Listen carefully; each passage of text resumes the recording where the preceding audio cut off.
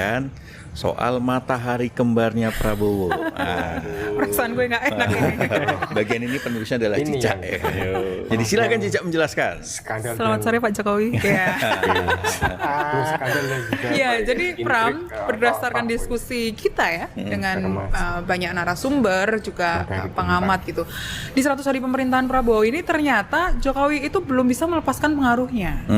Dari ya ada yang bilang ini post power syndrome gitu. Kemudian ada yang bilang juga sebetulnya Prabowo tidak bisa lepas gitu tidak bisa semata-mata lepas dari Jokowi gitu. Ya, masih cawe-cawe lah ya Betul. Jokowi ini di pemerintahan Prabowo ya. Betul, coba tebak apa yang paling kelihatan dari cawe-cawenya Jokowi?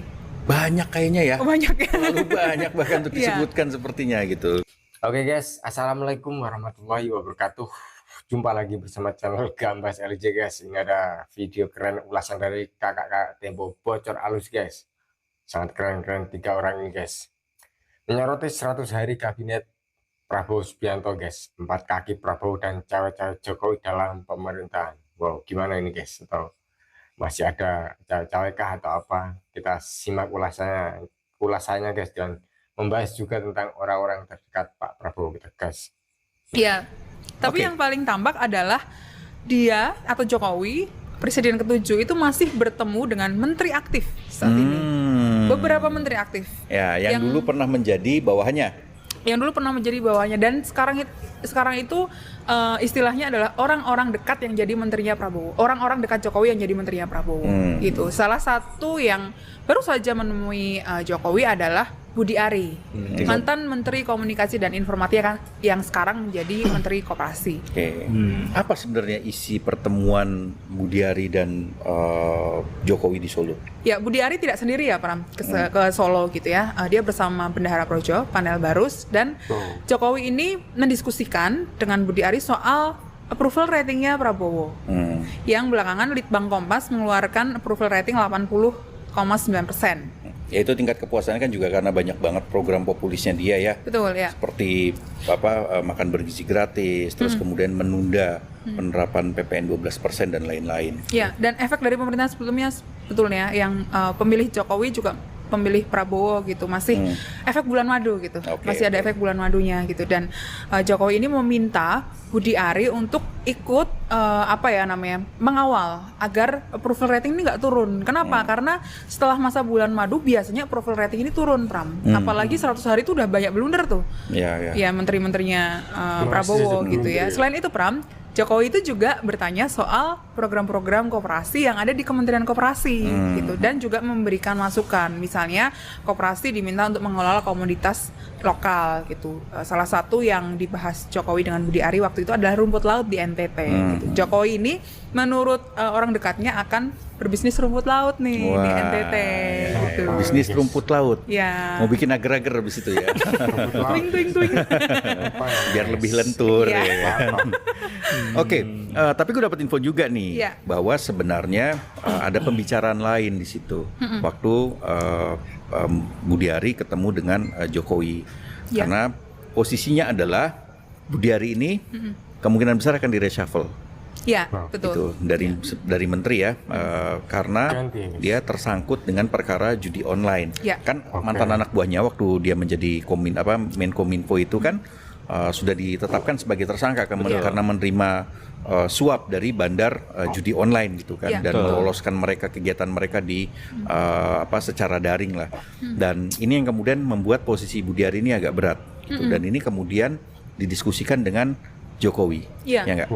Ada salah satu koleganya Budi Ari yang juga cerita sebetulnya dia memberikan masukan kepada Budi Ari di tengah isu reshuffle itu ya, Pram ya, bahwa si koleganya itu memberikan masukan agar Budi Ari bertemu dengan Jokowi. Jokowi ini kan sering memberikan perlindungan kepada orang-orang dekat atau mantan anak buahnya gitu kan, untuk bicara langsung atau memotong langsung ke Prabowo. Ya ini kan dan juga pernah terjadi ya waktu itu ya, waktu dia melindungi Setia Novanto ya. Betul. Itu kan sudah ada pengakuan ya dari Ketua KPK Agus Raharjo waktu itu. Ya betul, dan sebenarnya tidak hanya Budi Ari sih, Pram, yang dilindungi, ada 2 nama lainnya. Siapa itu? Sok-sokan nggak tahu, padahal udah di tulisan gue.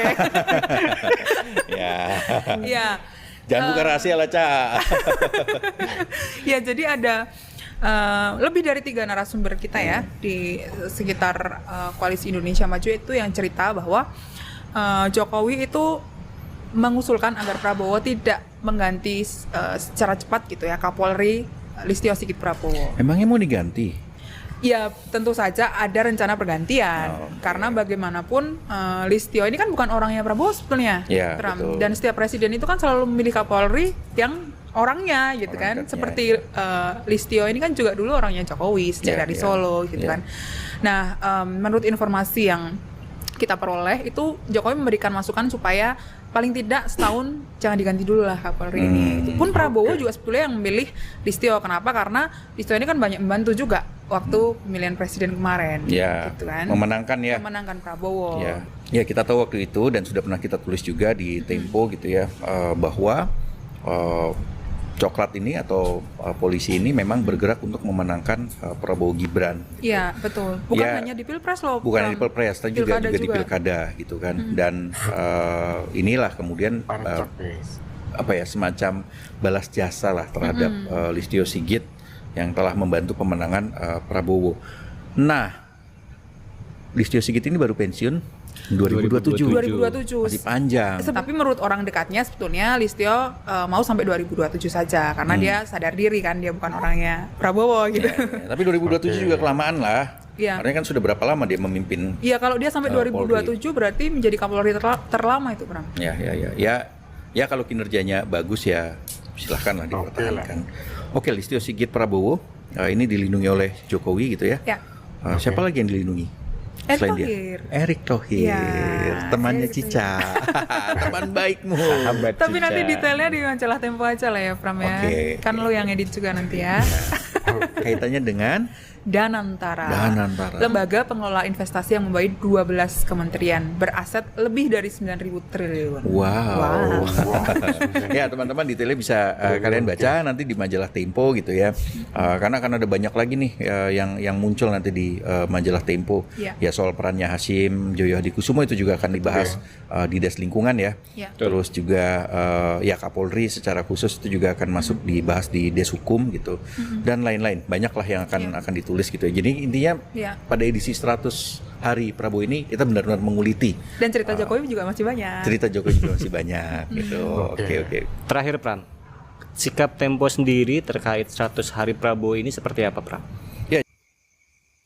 Oke guys, alhamdulillahirabbil alamin, itu tadi sedikit rangkuman atau pembahasan atau tanggapan dari kakak-kakak Tempo Alus atau Tempo Bocor Alus politik ya guys ini guys. Wow, ya betul lah. Ini terkait 100 hari kabinet Pak Prabowo guys yang guys masih belum terlihat istimewa atau belum terlihat signifikan guys, karena masih sedang saja guys, data sedang saja. Mungkin masih diusahakan atau lebih agresif nanti untuk 6 bulan lagi guys, atau ya di masa 6 bulan semoga guys. Dan juga ini membahas tentang sedikit cawe-cawe dari Pak Jokowi di kepemimpinan Pak Prabowo guys. Dan tadi juga membahas tentang guys, orang-orang dekat dari Pak Prabowo, dekat yang Pak Prabowo banget nih istilahnya gitu guys.